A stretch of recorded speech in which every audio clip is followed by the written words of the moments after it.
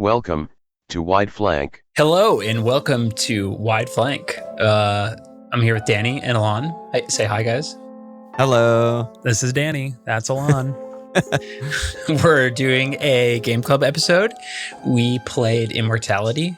Did we play it? I don't know. Yeah. We pressed play. It played us.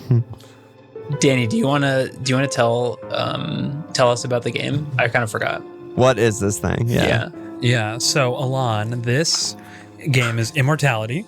It's an interactive, officially categorized as an interactive film video game, an indie interactive film video game developed by Sam Barlow of Her Story fame and Half Mermaid Productions, which published the game, and it came out in 2022. The game sees you take the role of a mega fan of a missing famous actress, and you have footage gathered from her three biggest film roles, and you're able to navigate the footage of the three movies as well as behind the scenes footage and talk show interviews to uncover clues about what happened to this like bygone actress, which makes it but it's totally non-chronological because you can only reveal new footage by clicking on items or characters on screen, which will take you to a matching item or character in another scene. So you can click on one actor from who's in both movies and it'll take you to a random clip from that other one.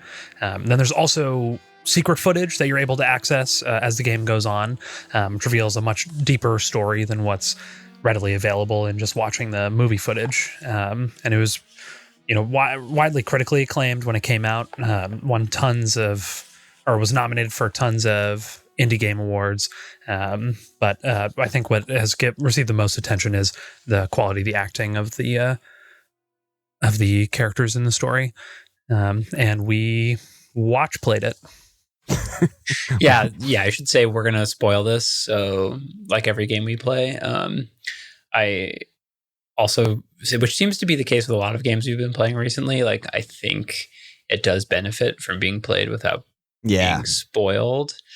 That being said, and not to tread on the recommend section in the ratings, but like, I think this was sweet and I loved going through it and playing it and spending my time with it. And if there's any % chance that you're going to play it, this will totally ruin your experience. Maybe not totally ruin, but you should play it before you listen. Yeah. So is it a game? I don't know. What should we start with what's a game?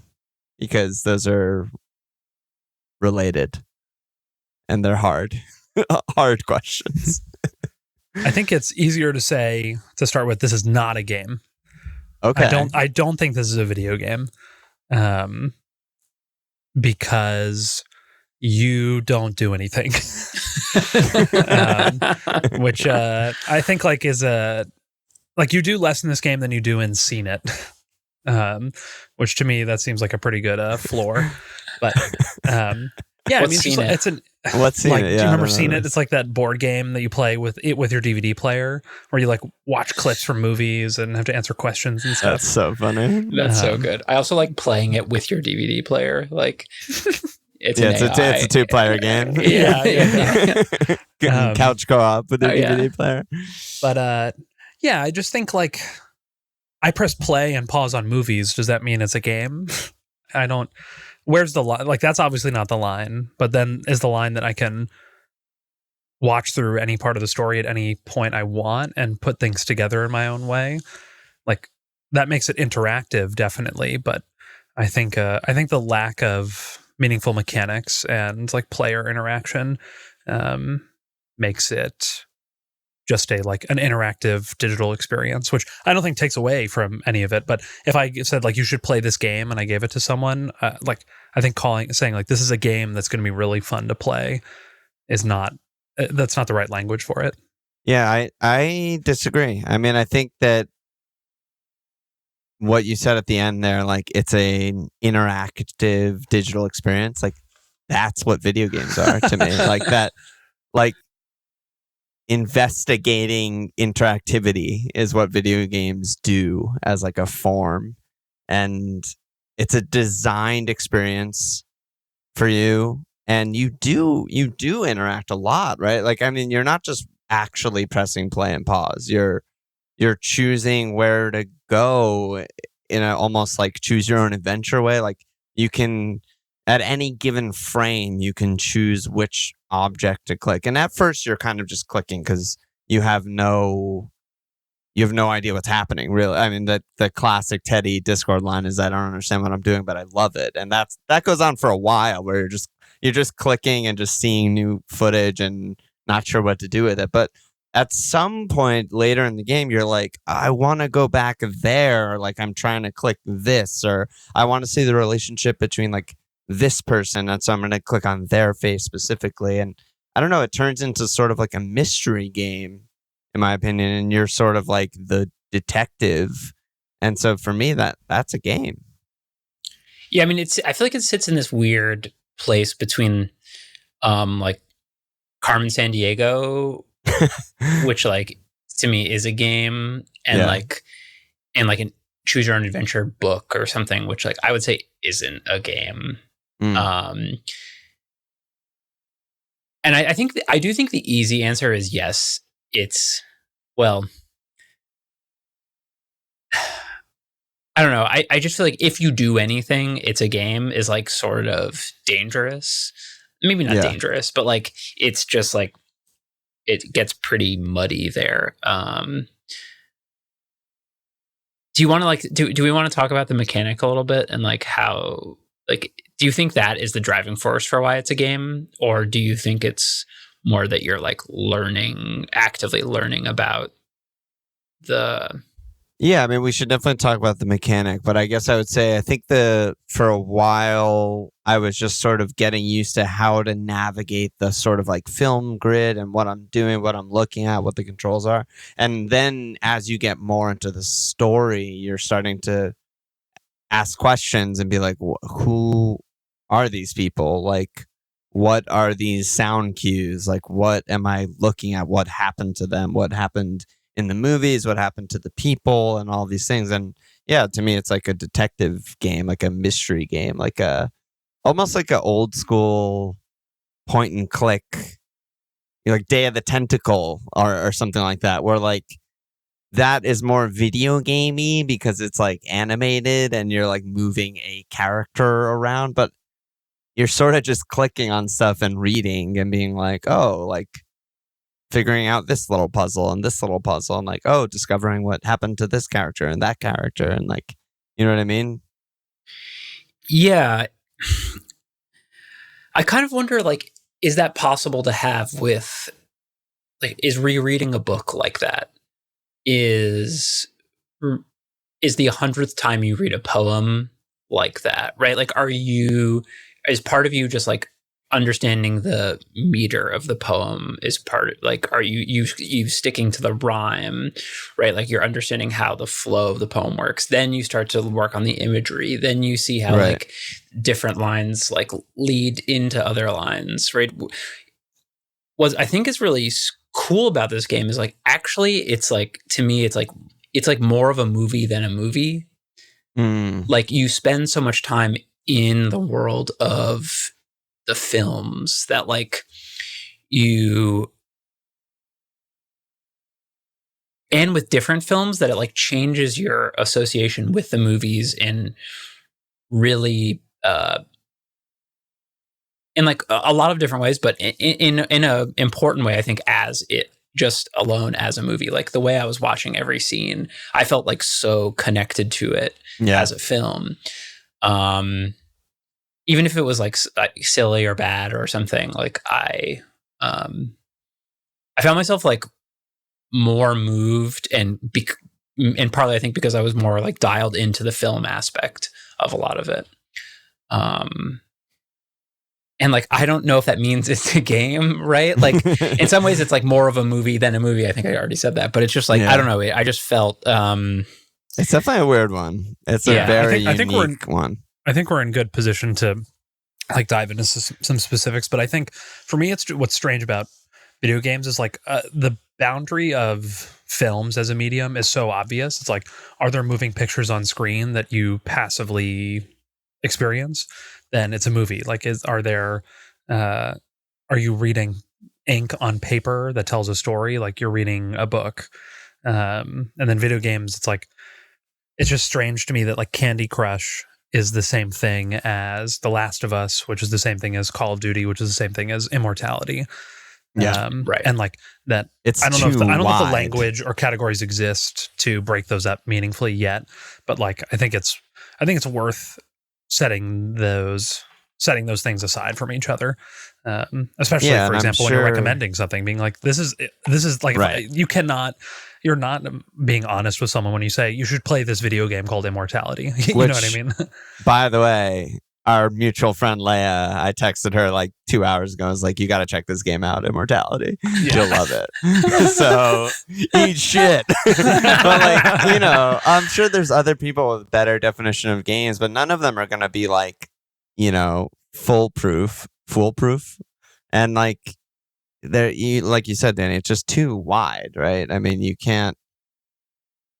That's kind of why I go back to like, it's a designed experience, right? Like it's a choose your adventure, but there's deeper layers to that, and I'm finding them in like a sort of order, even though I'm sort of choosing my own non-linear order.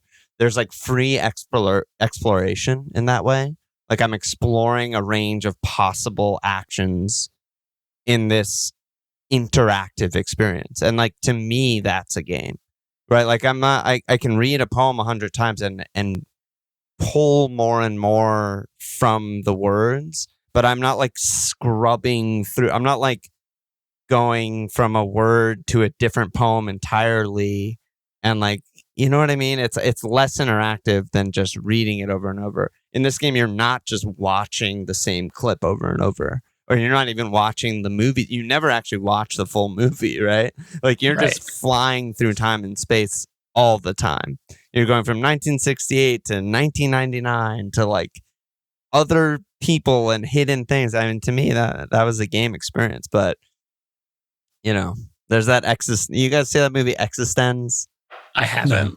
It's like I don't know. I don't even really like it. It's a Cronenberg movie that was on like Netflix for a while, so I think that's why people started talking about it. But it's about sort of like the future games, and like it's like these organic, gross Cronenberg-y things that are like games. And you plug them into your spine. But at one point, the guy's like, I think it's Jude Law. He's like, why are we even like playing this? Like, what's the point of this game? And the game designer's like, you have to play the game to find out why you're playing the game. It's like, thought of that when I was playing this. It's like, all right, sure. Yeah. Yeah. That seems like a very 80s, what they would tolerate as philosophy. Yes, exactly. So what do you do? What we should talk about this like scrubbing and film grid that we're kind of like dancing around, right? Yeah. So, I mean, basically, the tutorial is very light. They show you some footage. I don't even remember what the first scene is. It's the like late night show, right? Oh, okay. Like the talk show. Yeah. Right. And it's a footage of the actress, right? Yeah. So, yeah. It's so hard to talk about because it's like a movie within a movie. You start with a full grid of every film clip in the game, but you don't really know what you're looking at, and you just pick one, right? So I think you can start with anything, I think. And that's like your starting off point. And then immediately when you pick one, everything else becomes inaccessible. And I'm sure you guys had the same experience with me. I was like, oh, I broke the game. Like, how do I get back to the film grid? I spent like 20 minutes like hitting start, like big black button, escape, like moving my mouse. I'm like, how the fuck do I get back to that? But you can't. Everything's inaccessible. And then you just are basically trying to put the pieces back together to the story. So whatever clip you picked, say Marissa Marcel is in it, who's the main character of all three movies that you're getting behind the scenes footage of. She's the character in the game. In the game, not the actual actress. The character in the game is called Marissa Marcel, and she is the antagonist / protagonist in 3 different movies, and you just get behind the scenes footage, table reads, interviews, rehearsals, actual takes, like behind the scenes parties, like all kinds of different shit, and you just watch it or don't watch it, click something, any item or face or body part on the screen, and it will then transport you to another film clip that has something to do with the thing that you clicked loosely. In the middle of the clip, too. Not even like at the beginning of the clip. It's just like, it could be the last frame of a clip, and then you're just at the last frame and you have to rewind and then watch it and be like, what is this? Yeah, and you just piece the story together, and it's was that good? I don't know. Did that make sense? Yeah, definitely. That was good. It was better than I would have done. It's fucking hard to talk about. I was like I said, I just recommended it to Leia, and she's like, "What is it?" And I was like, "Oh boy, here we go." Yeah, yeah. We just had the same thing. We tried to explain it to our neighbor. We were just like, I don't know. Just he's like, "Oh, it's like an interactive movie. It's like like Beyond Two Souls or like, The Last of Us." And we're like, no, it's more like it's like really a movie. Yeah. Much more movie than interactive. But yeah, so did you guys, were there things about the mechanic that you stuck to throughout the game, or like what was there something you like about I guess like the clicking mechanic? Was there something that you like, did you always go to like a gun and like try and find stuff like that, or did you guys just like click on people's faces? Did you have any like strategies or anything for?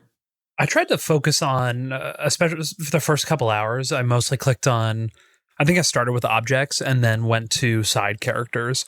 Just because I didn't, after kind of getting my feet wet, I didn't like being taken to just random clips of Marissa, or like, the other major characters. I wanted to, it was nice. Like I could see the entire, it was like a way to bite off pieces of the story and understand them. Like, the guy who plays the rich guy, you can just like, I got to see everything that he's in really quickly, and like, okay, I feel like I understand something about what's happening now, and that seemed like that was a really good approach. And then eventually, you've gone through it all for each one. You're just on to the next.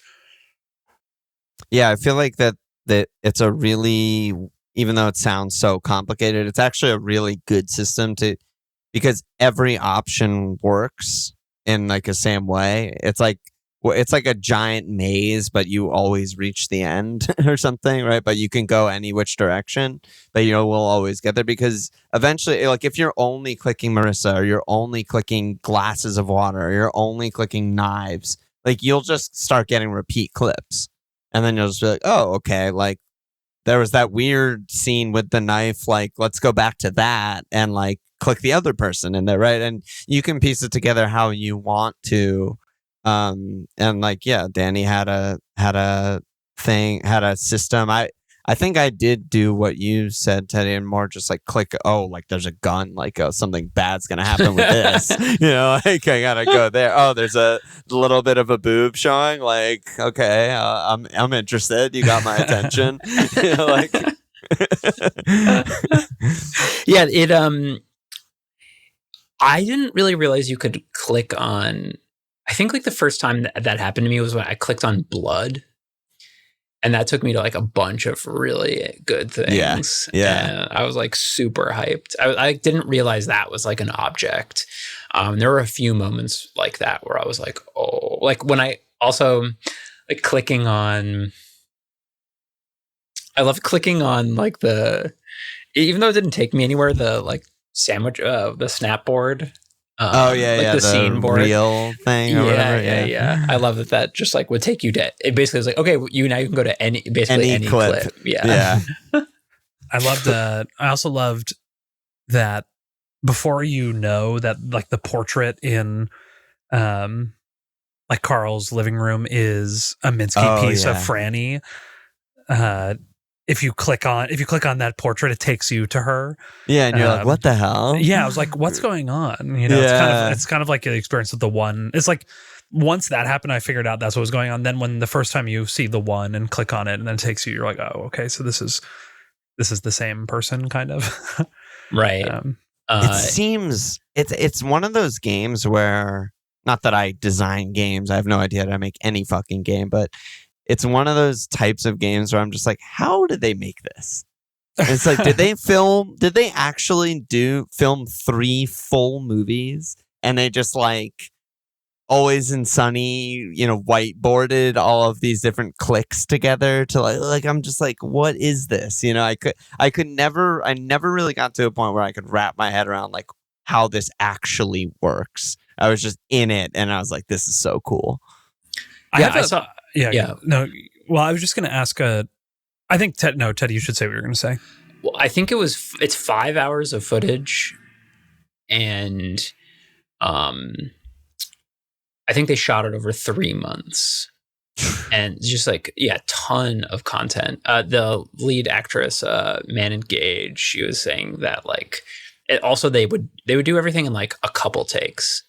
It's crazy. She was like, you basically was just like, you'd shoot everything all day and just like, got to get it right away. Because it was shot during COVID, during Delta. Oh, so it was pre-vaccine, and I was listening to Barlow talk about it and how like how insanely stressed he was about that aspect, and like, so that was a lot of just like, everyone's negative, everyone's in the room, let's just get through this stuff, like let's get these takes done.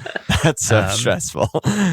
Yeah, it was really interesting hearing. It sounds like it was like, everyone was all in, but like it was really difficult to like balance all of that, and just like, it clearly people who cared about each other and wanted to stay healthy, but also were like, I need to talk to you about what you just did, but I can't get near you. Amazing. And did you guys play with controller or mouse keyboard? I started with mouse and keyboard and switched after like 2.5 hours.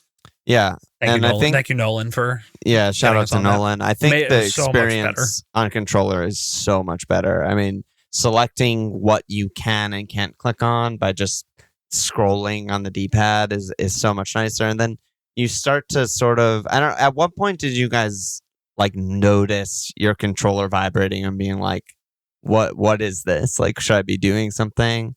Because for me, it took a while. Like, I would put my controller down on my desk, press play, it would vibrate. I'm just like, oh, dumb controller vibrations that I'm not going to pay attention to for a while. I didn't recognize the vibration as meaning anything for a long time, but it was after that I realized that the music was cueing me. Because once that happened, then you're just on the hunt for everything. It's like, okay, everything is here by design. But I was actually going to ask, like, how did you?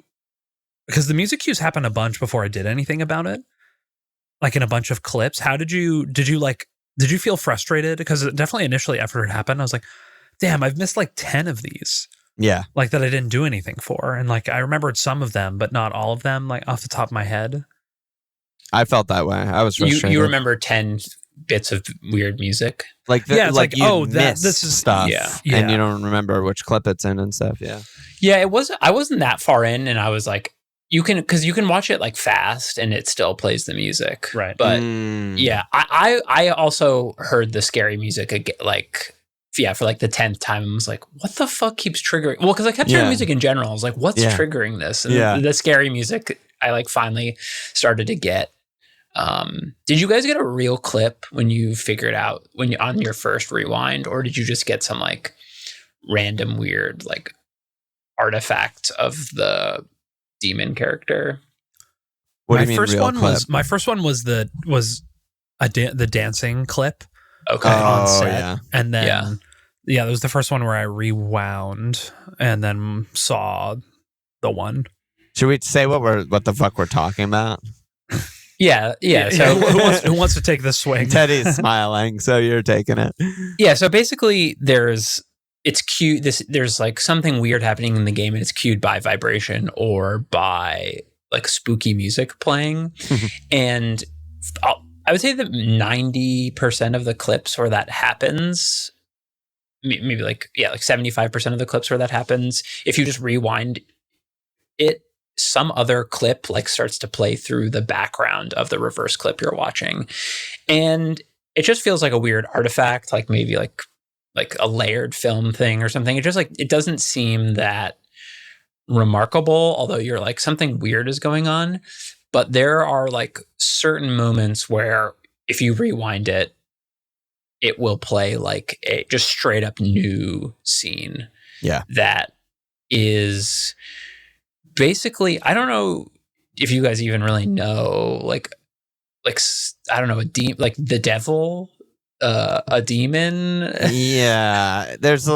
I think like because of the first movie, which is like a religious, you know, what do you call that kind of movie? A religious period piece about like a God and the piece. devil or something. Well, it's literally a novel. It's like that's actually an adaptation of a real I didn't know novel that. called The Monk. And no, you're exactly right though. It's like, but that's sort of like I realized after the fact, like that sort of framed me into thinking like, is the one like God and the other devil, or you know, something like that. But I was only thinking that way because of Ambrosio, I think. Yeah, right. well, and it's a I mean, this is a like trope of like the angel and the demon, or the angel and the devil in competition with each other, but like almost in like a rivalry way.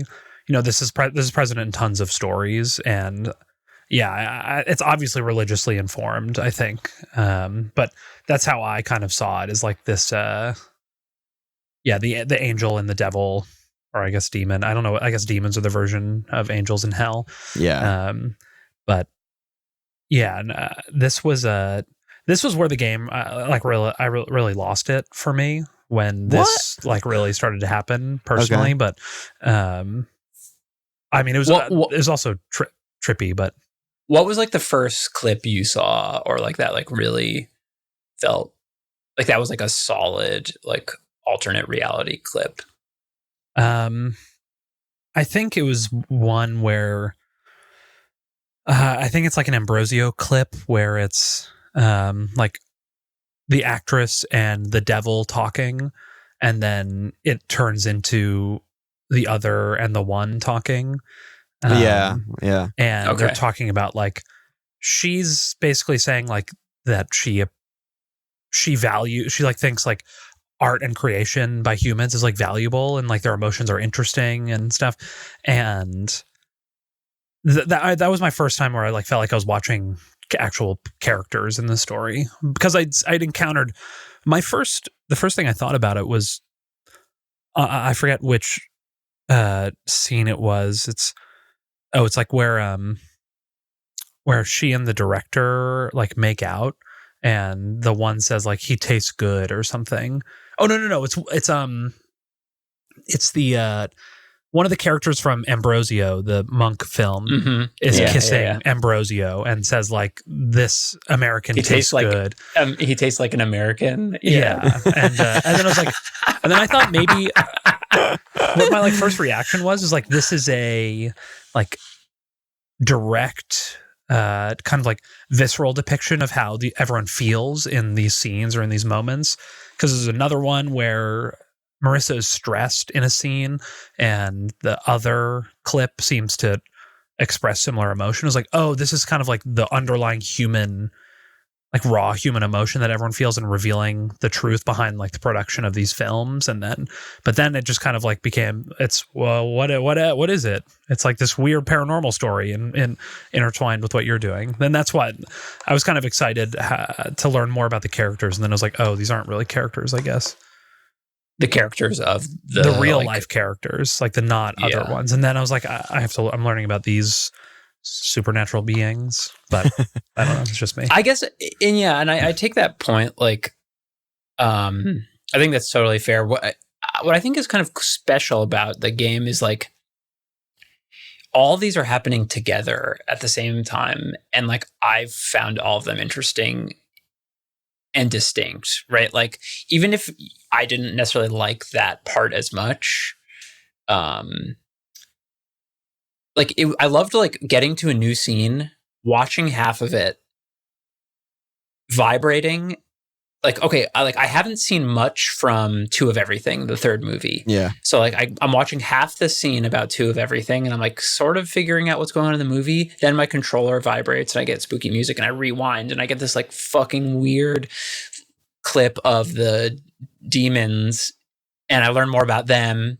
Then I get back to the beginning, and then I rewatch the whole clip start to finish of just the normal movie. Yeah. And then at the end, it like plays some little bit about the actual actors. So like in this scene, I've learned about the movie plot. I've learned about the actors in this section, and I've learned about the demons, and like that, those all like operate independently, and I loved all of them for their own, what they all had to offer, right? And like I feel like I couldn't. I feel like I at no point was like, well, now I'm not watching the movie. Like I loved still watching Ambrosio, like Yeah. like even though there was like some meta thing happening, I was like, I actually want to know how the drama of this movie resolves itself. Yeah, well, I guess the only distinction is that I just didn't find that layer compelling. Yeah, okay, Yeah, as okay. that's fair. That's fair. Like thematically, it just felt like it was all of it's like, you know, it's all connected, right? So there's allusions to what's happening there in every scene, and those allusions were enough for me. And then it just like sometimes felt really on the nose, or sometimes just like totally chaotic. And I just felt like there was enough there to get me to like want to keep watching. Like, yeah, every film had an interesting story, and the mystery of the characters was exciting. And then just really, I think just it becoming supernatural was like really unexpected. And then almost like, just again, this is just cheapened some of the narrative. I think it didn't need to happen, to be honest. Like I didn't mind it. But I would have just been like, I literally think I would have been happy just watching all the movies themselves. Yeah. No, I agree with that. I definitely don't think it was like necessary. I wasn't at any point like craving something more to sink my teeth into, right? Like I'm so in by the time I find those. I don't need to be pulled more in, but I thought they were really cool. Like I literally was getting the chills when I first started discovering them. And like just the way that it sort of like fades in, like you said, Teddy, it almost looks like a film glitch or something, right? It's like, oh, like we overlap two pieces of film by accident or something, and you see it. And I thought the music cues were really like nice and scary. And they're just so weird. Like the actress who plays the one, Charlotta Mullen, like she's so intense. She's like, amazing. And I didn't even know what the fuck she was talking about for most of it, right? Like early on when you're discovering her first clips, I'm like, what is this? But it was just, she was so compelling to me that like, yeah, I was also in on that. And I just thought it was incredible. But I did want to also mention like what you were saying, Teddy, about like you would have been happy with just the movies. The movies are so good. Like they like Danny in your you know about the game section, you're saying like most people rave about the acting and stuff, but it's like everything about the movies were like incredible. Like they're not the best films maybe you've ever seen in your life, but like they feel real. Like the BTS feels, the behind the scenes feels even more real. Like you really feel like you're a fly on the wall, like you're looking through like it's some sort of like voyeuristic view of like a film set of these weird movies that really could have existed at very different times, you know, in the last 50 years. The movies were just so good. Like it was an incredible job. I did Ambrosio first. Just so funny because that was my last one. Just like to speak to the non-chronological nature is like I had seen basically nothing. I just seen table reads for Ambrosio and had seen everything from Minsky, and then Ambrosio is definitely my last one. But go on. Wow. Amazing. There's a scene where she's in a church pew listening to Ambrosio talk about how they're all sinners, and she starts forward to your crying. sermon. Yes, yeah. Yeah, and it's like probably I feel like it's like the longest scene in there are whole some thing. really surprisingly long scenes in there. And her acting was so good, like her slowly losing it and starting to cry. Like, I thought the writing was great. Like, I loved when it was over the top. Like, there were like some like so many profound moments where like I just felt like really touched by the film. And I think like something I was saying before, that you just watch one scene and can stop. Like, you are just like, maybe it's like the way my brain works or something, but it's like, you're like, I'm watching this scene and you're just like so dialed in for like this experience right here. And I feel like I like appreciated the movies more. Like, even if they were worse, like I like really was paying attention. I mean, I don't know the first thing about acting, but like this has to be such a tall task for an actor to execute. You're acting the actor, and then like you're also acting the actor acting the role in 3 totally different movies. And like you said, it's just a few takes on each one. There's also the entire crew is also acting, right? Like it was so good and natural feeling whenever the director was like, put your arm down. Like, wait, don't turn on that. Let's do it. Like, run it again from like 1, 2, like boom. Like none of that ever felt. It never took me out somehow. Like, you would think that something like hearing behind the scenes stuff like that would take you out of the film. But I was just like there. I was like, no, this is normal. This is natural. This is like what it would be like, even though I've barely ever been on a movie set. It's just unbelievable. Incredible job on that. There was one, so like there were a couple moments where the actress Marissa is being interviewed by like a TV show host. Yeah. But then later on, she's being interviewed by a TV host in the movie. Oh yeah. And like, first of all, like that's just like so. I just loved that. Like she's like, she's like a director basically, and she's giving pointers to the person who's interviewing her, and it's like she's just amazing. Like the way she's pretending to be herself, getting interviewed, and then like switches to being a director. Like it all just happens so like you're just so overwhelmed by it because like you're like, wait, who am I watching? What's going on? Like because everything is sold so well. I don't know. I totally agree. I just went to her IMDb page, and there's 2 things that are unrelated to this game, but then I love it says Ambrosio, Minsky, 2 of everything, Immortality. It's like each legit, one's a separate, dude. even everything's a separate IMDb page. Exactly, really and it really fucking is because it's just incredible. Yeah, it was interesting listening to I was listening to the No Clip podcast episode with Barlow, and they talk about the casting process and how like he's like, yeah, because you need someone who he's like, there were lots of people who were perfect for Franny in Minsky.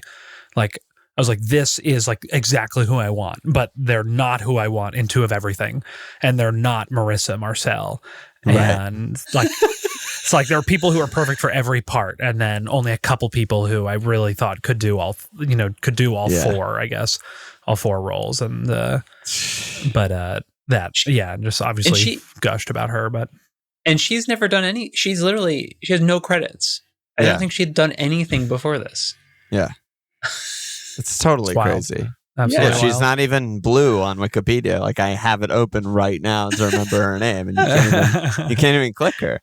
Yeah, I mean, he also must be an incredible director because, I mean, even I listened to a little bit of I didn't finish the podcast with the composer, Nainita Desai, but like he wrote a 280-page script and wanted a lot of the music was written before shooting.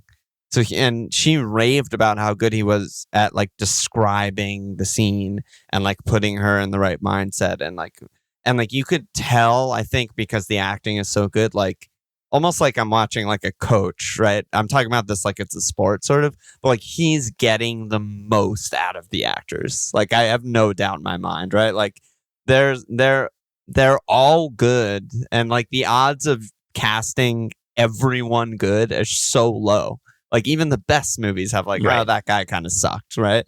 But like he is just able to like put it in a way that everyone understands, literally direct people in what they're doing, and so they feel confident and know exactly what they're doing. Few takes, like, and just get the best out of everyone is an incredible job by him. Right. Aaliyah often says like that actor isn't bad, that director is bad. Like, Right.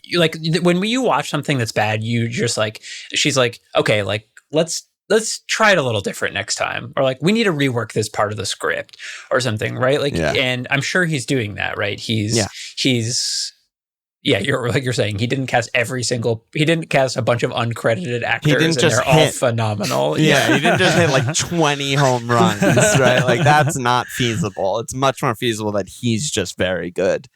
So I feel like this segues into one piece of like commentary that the game offers, or one of the, I don't know, looks or critiques it's offering of like artistic direction and creation, and like the actor director relationship, and like how it has been, and even like studio actor relationship, which you see in Ambrosio, in the behind the scenes Ambrosio, and like the like consistently problematic nature of it.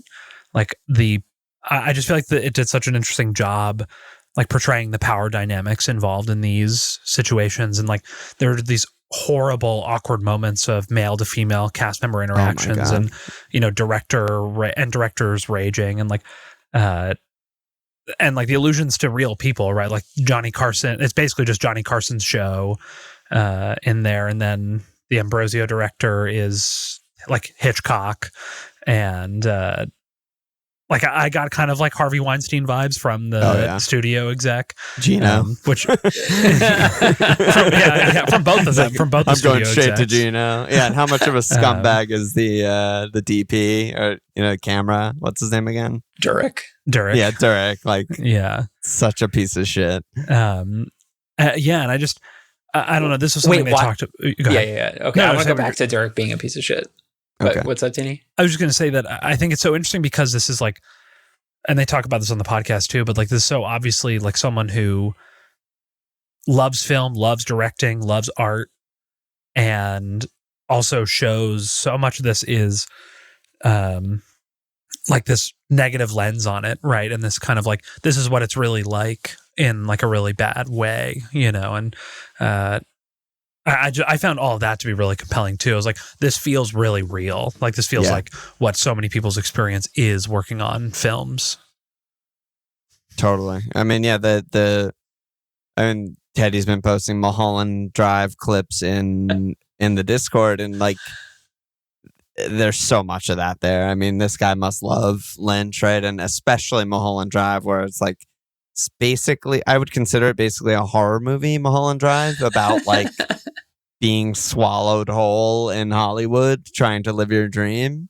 And like so much of this game is about sort of or not really about, but like within the dark side of Hollywood. And you get to see stuff that you obviously wouldn't see on screen, of just like the objectification of women, and like the power dynamics of like a set that's run by all men, and like all of that kind of stuff is it's also very strong commentary, I think. What did you think about should we wait for Danny to get back? Nah, fuck him. He's back. Okay. Sorry, I was doing some noise control. I was listening. Yeah. What did you think about oh right, you have wireless headphones. What do you think about how horny every movie is? Like, because I agree with you guys, like I think a lot of this criticism is legit. There was something about like every single movie being all about sex, basically, that like and like nudity and just like it is self-aware, but and I don't think necessarily is bad, but I don't know. It was just like it was very horny, all of it. Well, I think that's the character Durek, right? That's his like thing. Yeah. And yeah, so obviously that's gonna lead to the kinds of environments that create these, stereotypical Hollywood problems. Mm-hmm. I think it makes sense in the world that they're all like that. But yeah, I guess it maybe. I think one thing, I don't know if this is a criticism, but just something to notice is that what is the most obviously wrong thing about Hollywood, and is this, right? Is like sexual assault and like sexual manipulation in the workplace, whereas like I almost feel like there's other, I think there are other dynamics at play that don't need to rise to or move to the level of sexuality that are also super problematic and cause tons of issues. And and he even talks about this, like they talk, and and what I listened to from him, talks about film stars that have killed themselves and or like totally self-immolated in some way, and how. But yeah, none of that is like it's all tied to the sexual nature of the production. I feel like in these, or at least the gender conflict, or I don't know about the gender conflict, but just like the gender interactions in the workplace. And so in that sense, it's like almost, it's a little underwhelming of a critique, because it's like, yeah, this is like so obviously problematic and bad, but again, I think it makes sense in the context of this story. I mean, I think it also makes sense in context of like the fake movies that are being shown to us, right? Like, oh yeah. That's a product of the time, right? Like that's a early 70s, religious violent movie about him succumbing to, a woman. And then the next one is an erotic thriller with like a femme fatale. And like, it would like, and maybe this is over the top, but like it wouldn't have felt realistic if there wasn't like gratuitous sex in a movie like that, right? That's like what they're all about. They're like exploitation films almost, all of these. Yeah, I did think, and I don't know if this is further of the criticism, like I do think I did sort of love like Marissa embracing the like sluttiness of the whole thing. Yeah. And like sort of actually turning around and doing the same thing to Carl Greenwood in some ways. It's also partially the one, right? Like, I feel like once you discover the one and that like Marissa is actually the one who's this other being or whatever that we talked about before, like, is that Marissa? Like, or is that the one like, trying to, execute art in a specific way or make men like her or something weird like that? It's like, it becomes a different thing when it's not actually a 17-year-old that's like, Well, and that's why I felt kind of like cheated, or at least that the story was cheapened. Because like those dynamics, especially that Teddy's describing, are what I found compelling. Yes. And then to be like, actually, this is a supernatural being that's kind of just like wandering a new world, and trying out different personalities and things like that doesn't feel as strong. Yeah, that's fair. But I mean, I think it's an excellent point about like that is the reality of what you're watching, and it does present a bunch of interesting character interactions and scene moments. Yeah.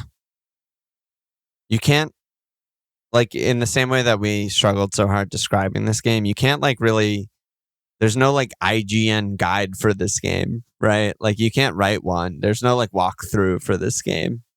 It, like, they mentioned this on the Waypoint pod, but it was like, the game deliberately pushes against your desire to, quote unquote, do gamer shit. Like, you're just associating, like, you're just in there, you're just clicking around, vibing, drop into this scene, drop into that scene. Eventually you discover a story and there is a puzzle there, but all of this stuff that I feel like we're talking about right now, like it's like the game is so intriguing that I'm still thinking about it. Yeah. Which is not the case with a lot of games. Yeah. Hard to speedrun this game, you know. Yeah. It's Well, like the GeoGuessr guy. Right, It's like exactly. click here, click here, click here, click here. Like, What the game is, I mean, like, I'm sure I have so many more clips to discover. oh yeah. Like the game, like even if you did speedrun it, I don't know what, like when is it beaten? What have you accomplished? Right. The whole point, right, is like I feel like it's like once your curiosity is satisfied with each movie, like eventually I was like, I don't really need to see any more Ambrosio clips. Like I think I got most of what is going on.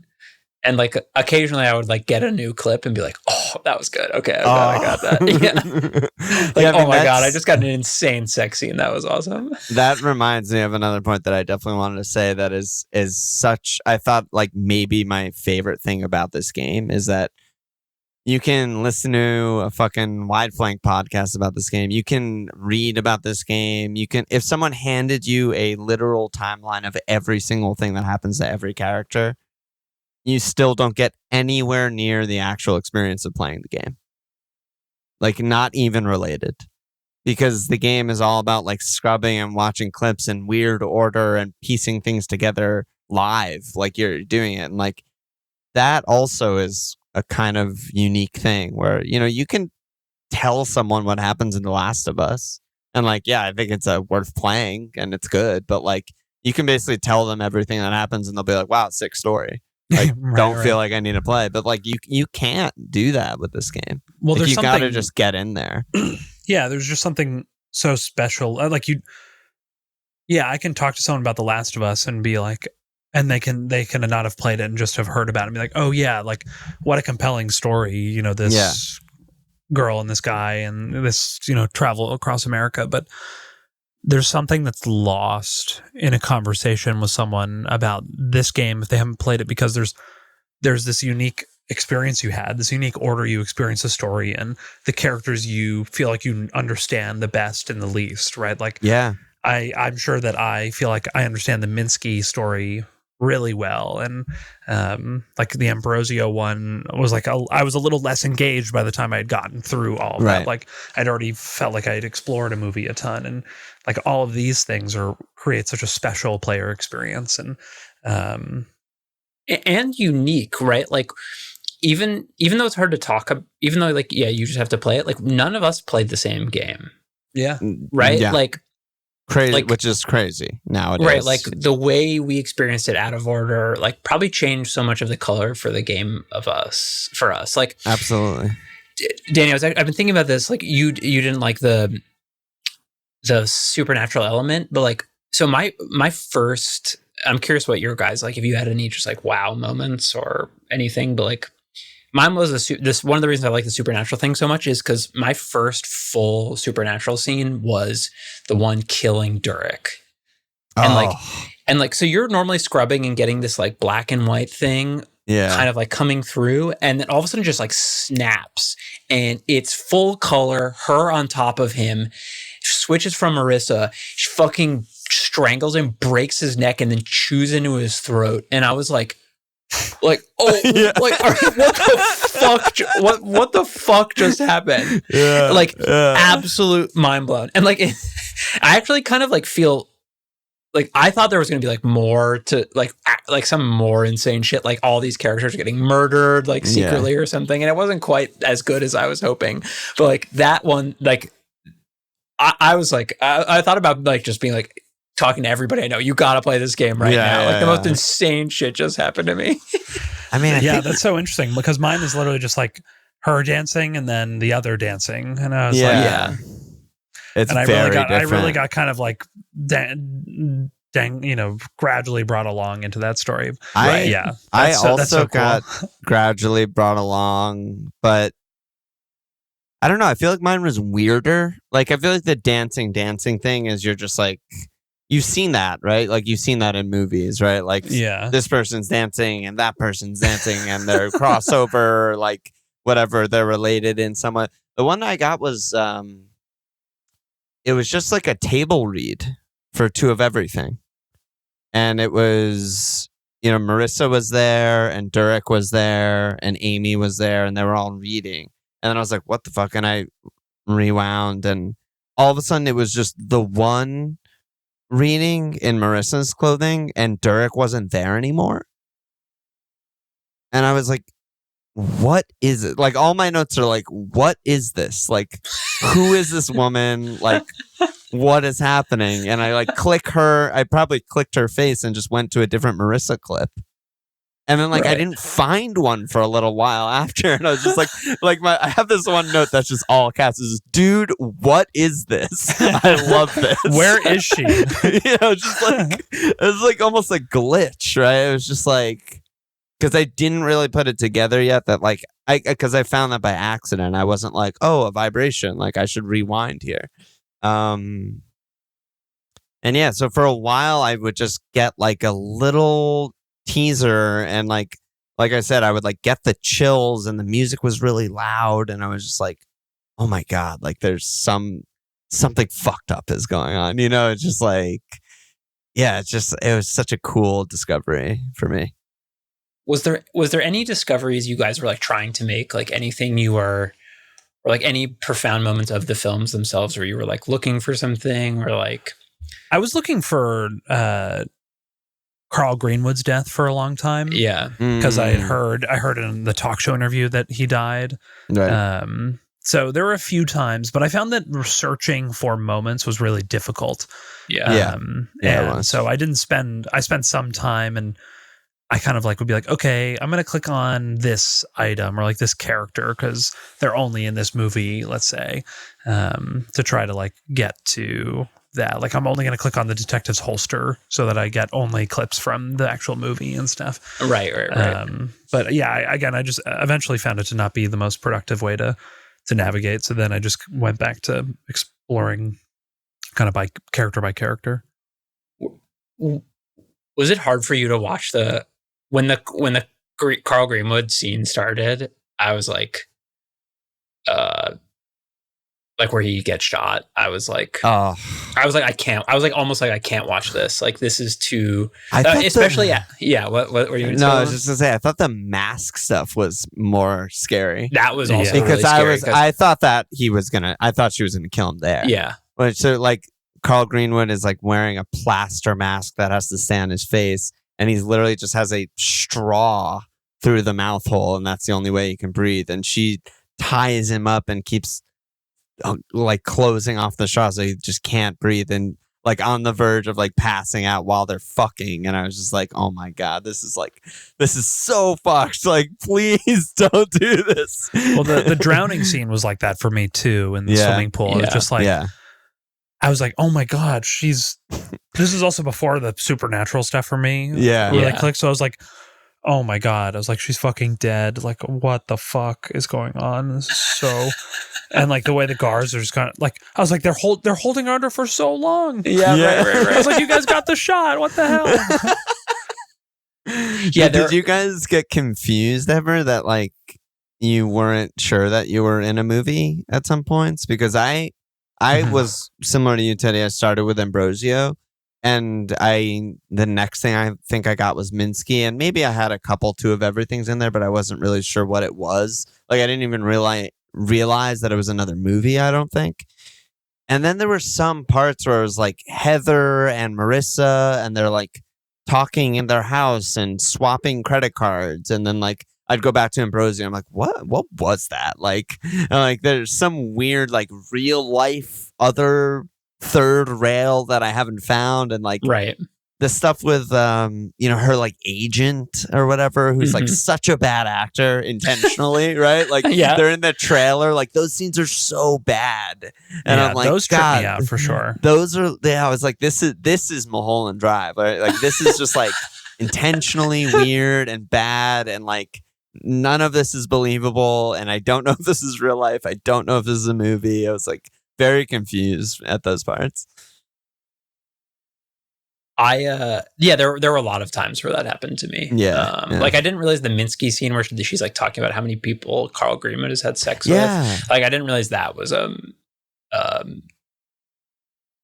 like behind the scenes. Like a party. Well, until you know everyone's names, it's hard to tell for sure. Yeah. And the thing that you were talking about before with the behind the scenes stuff, you feel like a fly on the wall. Like always I felt, and think a lot of people probably feel this way, is like watching behind the scenes stuff, you feel like you're almost friends with the people. You feel like you're like in, you like know what's going on. You know these people. And I always loved watching that stuff as a kid. And it felt really special to like see that behind the scenes stuff. And so then when like Carl Green would get shot or whatever, it's like, it was like it really felt like a human being. Yeah, it did. Like, it was like really intense for me. And like in a way that like a movie hasn't been. And, I don't know. Imagine watching all the Lord of the Rings behind the scenes, and then you see Vigo getting shot, right? Like, it's interesting. I was just gonna say also one thing that I did notice, but I didn't really know what to make of it. I wonder what you guys think. Is like, obviously every movie we watch is very edited, and there's zero editing in this. Yeah. The only editing, quote unquote, is like when they press record and they press stop and they cut, right? And that's it. You just see the seconds before action, you see the seconds after cut, but there's no editing. They're just doing takes. And like, I don't know. It didn't, like, just getting this like uncut, I don't think took away from the movies, right? Like, I feel like watching an edited version of the movies would be way worse than watching all of this shit that would have been on like the cutting room floor, and sort of like colored it, right? It's just kind of an interesting thing. Yeah, we just watched Armageddon over the weekend, and the average shot length is 1.5 seconds. Are you fucking kidding me? No. Michael Bay is a fucking criminal. he's a fucking savage. Yeah, he needs to be stopped. But we were talking about watching. Danny was like joking. He's like, "We need to watch Rope after this," which is like the Hitchcock that's like only one single shot.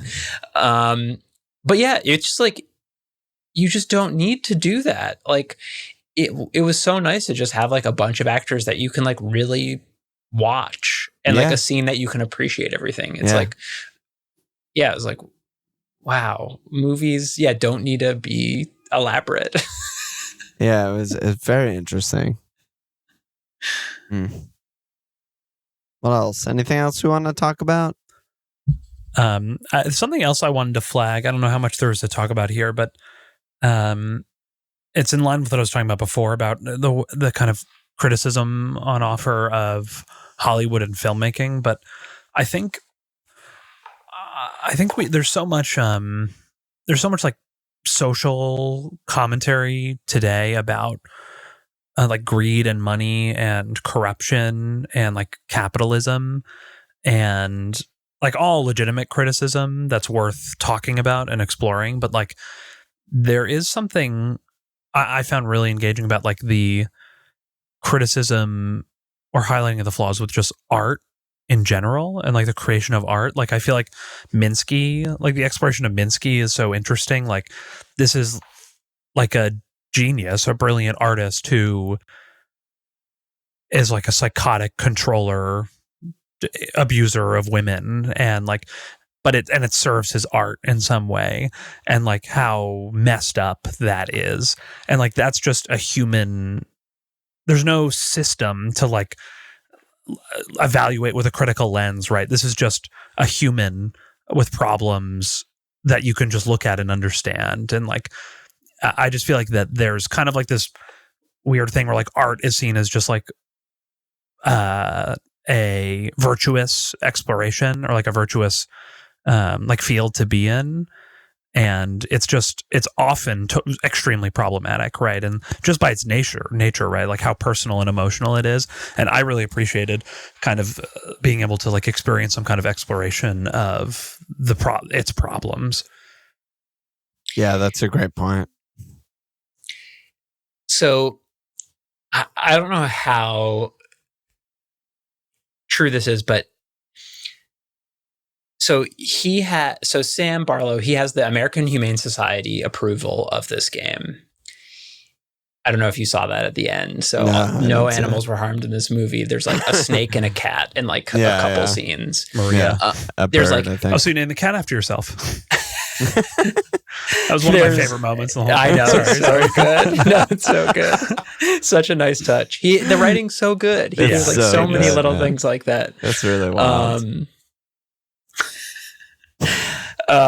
And I think they have like at the end of the credits, there's like a bunch of unions that they like were approved to work, like that they work through for this. He also, Man Engage was talking about how he had an intimacy coordinator on set for everything. So all the actors got to meet one-on-one with the intimacy coordinator. They got to talk to the intimacy coordinator who would talk on behalf of them and say like they were uncomfortable doing certain things. Yeah. She said she got to talk to Sam and say, actually, I don't think like this makes sense. Like, can we try something else here?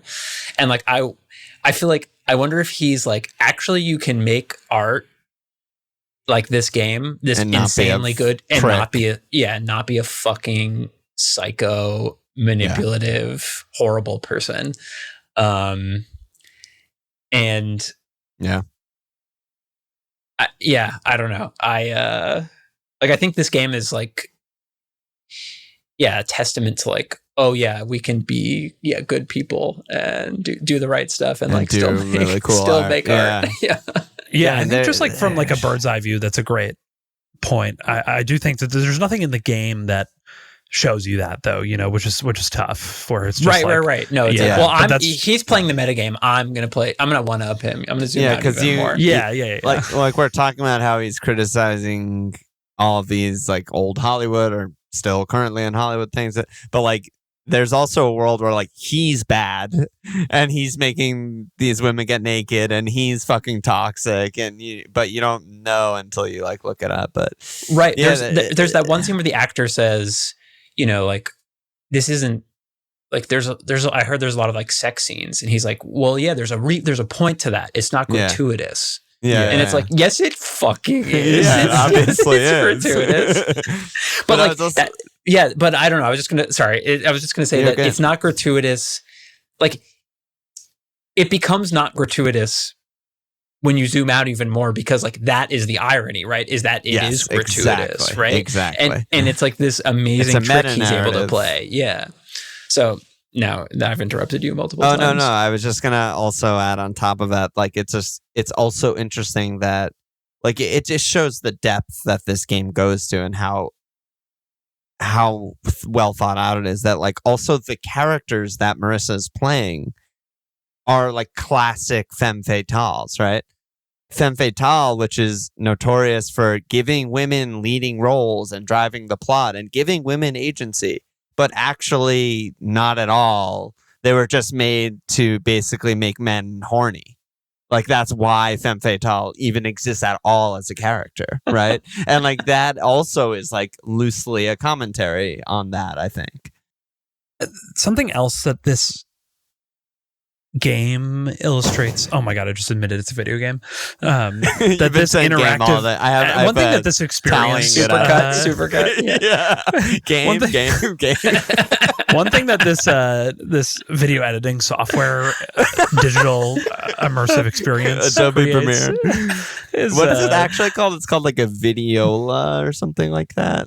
Yeah. It says something at the that. beginning, like Something I've never heard of. But it's Yeah. a real thing. It's a real thing that like film people used to use. for editing. I'll try and look it up while you yeah. talk. Sorry, Danny. Yeah. Go ahead. Well, I think something I really like about this game is it, and other similar pieces of art, is that it has its thing that makes it unique and different. Like it's this player experience that is so different, and it doesn't try to do too much. So like Ambrosio is just an adaptation of a novel, right? It's not some like avant-garde film that you can't understand or follow that's like really deep in some unexpected way. Yeah. And even Minsky is like really straightforward that's what it is, right? It's kind of like this exploration of the art underground. And like I just think that it's very refreshing to like witness and exciting to witness some parts of a story that are very straightforward, but just in its execution and presentation is like trying to wow you instead of creating some convoluted subversive narrative. And I think again, this is where the supernatural thing like irked me a little bit, because I just felt like it was doing all these things in the context of a straightforward story. And but because it was done in such a visceral way and presented in such an interesting like way as it pertains to the medium, like that when it then tried to like one up itself, I was like, well, I kind of felt like I kind of felt like what you're going for was different than this. Yeah, that's very fair I agree, criticism. And I think I think it's the weakest point. That. Like the weakest section of the game is that layer. Like it's like the third act of Armageddon.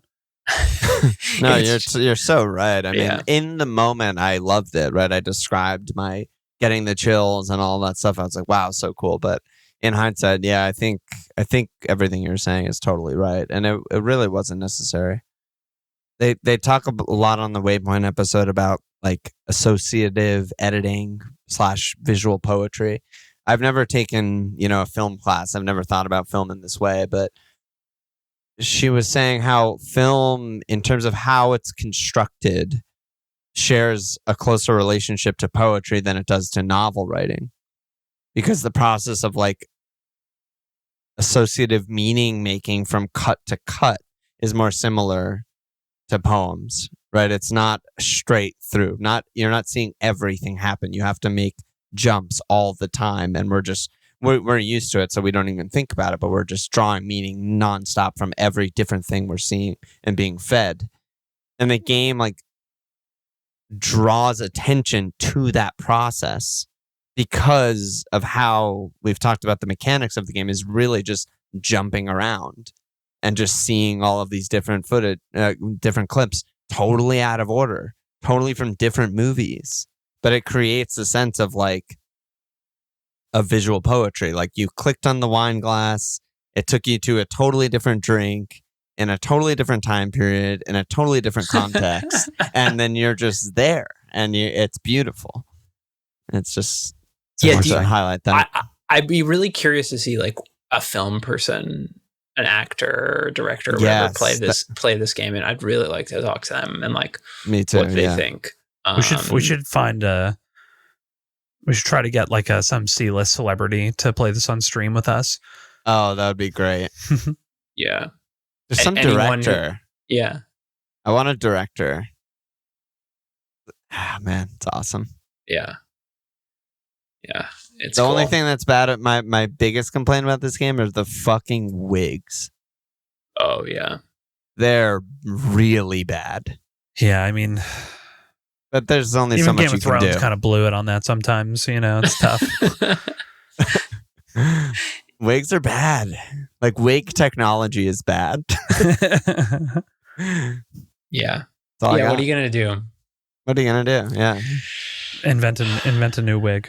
It was the 70s. Wigs weren't good back then. Yeah, but dude, so true. The two of everything, like blonde wig that Marissa's wearing. Yeah, that's with the like so half bad. bang. I was just like, yeah. What is this mop on your fucking head? Like, who are you fooling? Get out of here. Man, it's amazing how well these captured their periods. It's like unbelievable. Ambrosio is just like, I feel like there are a billion movies that it feels exactly like in such a good way. And Minsky too. Like, I feel like Minsky I felt like I was watching Blade Runner. It was awesome. Like, there's infinite erotic thrillers made in the 70s that are just as good or worse than that movie. Like it's just like, it's crazy. Yeah. Should we rate it? Yeah. Or does anyone want to tack something on? Yeah. Do you guys have a favorite character or scene or anything that you wanted to talk about? I should have written this down as I was playing. I think I was just like so into it. Yeah. I was like very infrequently alt tabbing to like write something down. I was just like, next clip, next clip. Like it's just flying through it. There's nothing that immediately comes to mind, I don't think. I do. This isn't like a scene, but I just love the plot point in Two of Everything where you swap places with your body double, and then your body double gets fucking murdered. It's like, sick. It's pretty like sick. so. It's such a. It's very good- 90s too. I was just gonna say, Yeah, it's yeah. so 90s. So fucking 90s. Like some like it's called like Double Jeopardy or something. Yeah, it's like like Face that. Off, It's right? like- Yeah. yeah. It's just awesome. Yeah, I loved that. Yeah. Great. Did you have one in mind, Teddy? I don't really think so. I loved the Italian girl. Oh yeah, in she's Ambrosio, so good. Who Fuck Like off, her- Arthur. You can cut around me. yeah, her audition was so good. I just she was such a funny character. I loved her. And Carl was so good. Yeah, Carl was good too. I loved him and Minsky. Like the parts where he's like really suffering. He's like it's like it's fucking freezing. Like I don't want to do another take. He's like, we saw your briefs. He's like, it doesn't fucking matter. Cut around it. You know, like I loved the again, like to make that not remove you from the moment is just unbelievable. Like that should kill your suspension of being in a movie. right. And it just totally doesn't. Like you're just like, yeah, that fucking sucks, but we got to do another take, man. The wife in Two of Everything was like that. She would switch from being like stone cold to being like checking on Marissa. Yeah. Right, Yeah. at the end of every scene, and it was so good how she could just swap between two of those like on the drop of a hat. Okay, yeah, let's rate it. Let's rate it. Ratings. Fun. My criteria for fun is different for this game. No, mine's not. I mean, think- it's at least a 1 for me. I had a fucking blast when I was in there watching all the clips. Yeah, really I feel like did. it's a 1 just because, like, I mean, it's definitely not a 0. I agree because I just wanted to keep playing, Yeah. you know, and it didn't feel cheap. It's not like I want And one time more run. flew. Time Yeah. flew when Yeah. you were playing this. Yeah. Portal 2 was way more of a chore than Way more. this. Than Whereas like scrubbing film. right, yeah, like where right. They made my job fun, basically, which is pretty sick. yeah, okay. So I'm tempted to say 2, but I just think that so many people would not like this. Probably. Well, Although, that's what recommend is for. that's what yeah, recommends that's for. what, Yeah, so fine. I'll give it a 2. I don't care. yeah, hell yeah. Love It was love fucking it. really fun. We didn't even mention the music. I thought the music was so cool, but we can talk about it in senses, I guess. Yeah, you can slide that in. Yeah, one for fun for me. I mean, senses are a 2 also. I think I love this game. Wait, I mean, Dan, what'd you say for fun? Oh, 1. sorry. I think 1. One. Okay. 1. So senses 2. 2 for me. I mean, yeah, I think the music was great, and it's not just the music cues. Like even I was blown away at even the main menu of this game. I thought it was so cool. Like basically, the main menu is like 6 frames of Marissa walking onto a stage, and like you every time you select a different option in the main menu, a frame goes forward or backwards, and there's like this beautiful piano music playing. I mentioned her earlier, the composer. Like I think she did such a good job in each different movie, like nailing it, nailing the vibe of the movie, nailing the time period, and it looked great. I mean, yeah, it's 2 for me. What makes it not a 3? That's a very fair question. I think As I'm thinking, I'm also thinking about it, and I was inclined to give it a 2, but I'm hearing you talk, and I'm like, I feel like this is what this game does better than anything. Yeah. Is I think you're right. is that? I think you're right. Because also, if any of this stuff missed, like we would like this game a lot less. Yeah. Right. Like if any component of the movies, the acting, the music, the UI, the sounds of fast forwarding and reversing and pausing, and like even when like the reel ends, your controller vibrates and it makes it sound like all of that had to be like nailed, or it would have felt a lot worse. So yeah, I'm happy to give this a 3. You talked me into it. I'm gonna give it a 1. This is 0. It's just weird to give this a 3 because it's like it's a 3, but no video game ever should try and emulate this. Yeah, I wouldn't want to play this game again. Like, Yeah, and it made differently. Yeah. Yeah. I think it's a 3 for me. I think for senses. Wow. Really high scores. I mean, Yeah, I I could think- give it a 2 because one plot line is not great, but again, it's like it feels so tacked on that like it just doesn't affect anything else for me. Amazing. But also the senses of that plot line were still amazing, right? Like we talked about her acting. Oh, and yeah, she's totally. maybe the best of, like, in my opinion, of everyone. Yeah. I think this game is that they nailed it.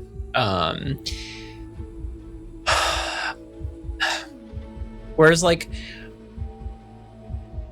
there's some times where I'm like, this is a perfect movie, but I don't know if this is a perfect movie for me, or I don't know if like it looks good, but it's like Badlands, the movie, I think like looks really good, but it's like, you know, it's about like some people in like the middle of the country killing people, and like it doesn't really do it for me. So like I'm tempted to say it's like I think there's nothing wrong with it, but it might just be a 2 in terms of senses. Like Very fair. but Like So, all yeah, I'm gonna go pictures, he with 2. was really a catcher inside.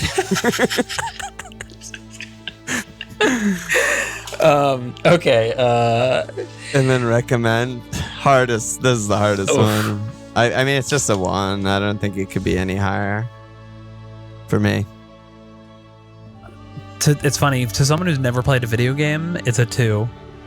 To every other gamer, it's a 1. I think for me, That's kind of true. just I would because like I've been I would thinking about a couple sooner- people that I want to. Like you Yeah. said, you texted Leia. Like I was thinking about like Molly's sister. Like I feel like she should play this game. Like I Yeah, think like, it'd I be would- really cool. Sooner give this to like my brothers than I would like any of the games that we play. Right. Yes. So okay, once again you've talked me into maybe a 2, maybe a 2. Welcome, here. welcome to my ratings And then wait, podcast. isn't there a 4th category that's like, what about someone who only plays racing games? Yeah, which Yeah, I think Because then is it's a still- 0. I That's think a it's still a hard 1. 0. I think it's still because people who play racing games watch movies. Do No, they? I think I I guess don't they know. I watch think Fast- someone they watch only Fast and plays Furious. racing games. Yeah, I think that's a 0 for them, but a 2 for Gen Pop. What's I think yours?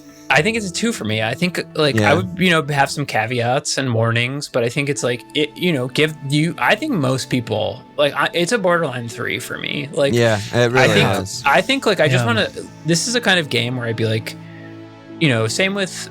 In some ways, it's even more accessible than Inscription. Inscription, which like That's to what me I was is thinking like about too. is like wow, video games are the fucking coolest thing ever. And I feel this way again about Immortality. It's like, wow, this is just like this. Maybe not video games, Danny. Anything you can download on. In the category of things you can download on Steam, this is like a masterpiece, and like I think it just really shows what's like just a fucking awesome piece of art that is like really It's- special. And you want to talk to people about it, right? Yeah. Like, I wish all of our friends played this so we could just all talk about it. Yeah. Well, now they will. I remember, Yeah. like, as a kid when, like, the term virtual reality started popping up. You know, I'm talking, like, mid-90s, late 90s. Like, I remember thinking, like, that's the future. Like, it's gonna, like, the graphics are gonna be so good that's gonna be, like, real.